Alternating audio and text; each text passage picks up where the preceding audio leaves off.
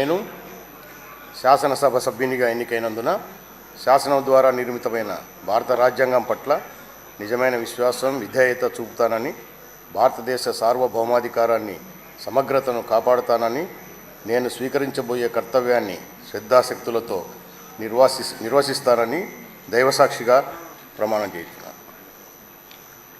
ఆంధ్రప్రదేశ్ శాసనసభ సభ్యుడనైన బుడ్డా రాజశేఖర రెడ్డి అనే నేను సభ నియమాలకు కట్టుబడి ఉంటానని, వాటిని అనుసరిస్తానని, సభా మర్యాదలను పాటిస్తానని, సాంప్రదాయాలను గౌరవిస్తానని దైవసాక్షిగా ప్రమాణం చేస్తున్నాను. శ్రీ రాజు ఎంఎస్.